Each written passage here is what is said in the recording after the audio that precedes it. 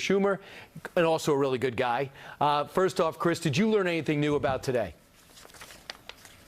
Yeah, look, it's very serious stuff that was announced today in these indictments. I think it's something that the president, if he's going to go forward with his meeting with Vladimir Putin, better, as John McCain suggested today, bring this up and walk out of the room if he doesn't get real answers on it. In fact, I don't think the president should be alone with Vladimir Putin at this point. The president is probably not prepared to have this conversation. He should bring a senior diplomat with him, and he should have a real note taker there so we can understand what was said and what was done. I think that these are serious things. It's serious business. There were some serious attempts to infiltrate our election system, not just the DNC and Democratic operatives, but it appears from this indictment that it's very clear that the Russians got into some voting systems around this company. They didn't get and change any votes, but they did get into the access files of Board of Elections around this country, and that's something we should be taking very serious here. Mm-hmm. Hey, Chris, I think part of the problem is, and this is how I equate it to you, tell me if you buy this analogy. If after 9/11, people, instead of focusing on bin Laden, they focused on Bush saying he knew about the attack ahead of time, you wouldn't blame President Bush for getting a little defensive and saying, really, 3,000 people died and I wanted that to happen? And with Donald Trump, the way he profiles, if you're going to take away the credibility of his victory and then say the Russians helped him and he worked with the Russians, that's going to strike at his core. The minute this Mueller probe can be complete, and if it is clinical and can be detailed, and can remove the personalities and the parties out of it, I think we're going to see some real progress. We got to get this probe done and get past the finger pointing. Don't you agree with that? Well, look, I want to get this probe done, but I want to get it done right. This probe, as compared to other probes of presidencies in the past, is in its infancy. The Clinton Whitewater probe lasted 7 years. This probe's been going on just over a year now, and it's produced dozens of indictments at this point. So I think it's moving along rather swiftly. Right. Look, I don't think anybody in this country wants to think that the President of the United States was engaged in a conspiracy with the Russians. That's way down the rabbit hole, and it leads to too many questions and too many problems which are really damaging to this republic. We want to know what's going on here. Do I think that there may have been Americans working with the Russians on this? Probably.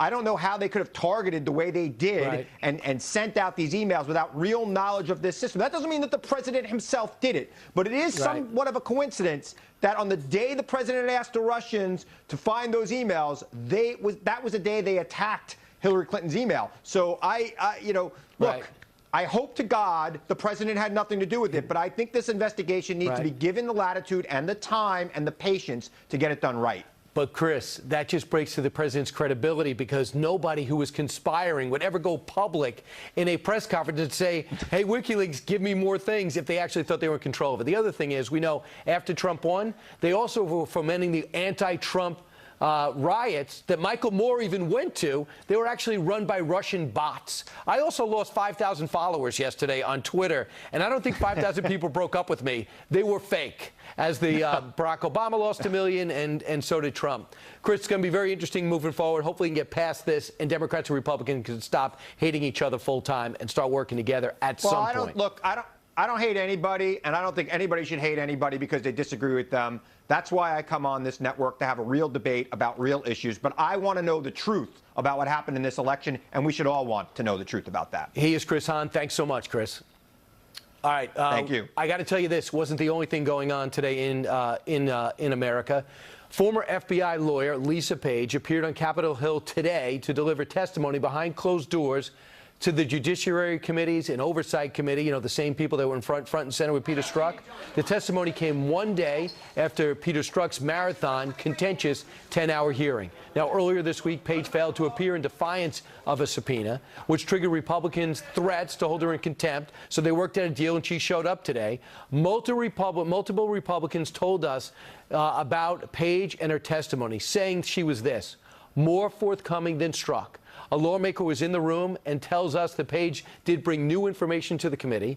Topics included her texts and new information about the Russian probe. She also made it clear, kind of a Democrat, didn't really like Republicans. There's not a crime. The lawmaker also says Page talked about the conversations with Strzok that were not in the text. She is viewed by many, almost everyone in the room, as very credible. She gave new information that the committee did not have, and they're probably going to reconvene in the afternoon on Monday, and that probably is it.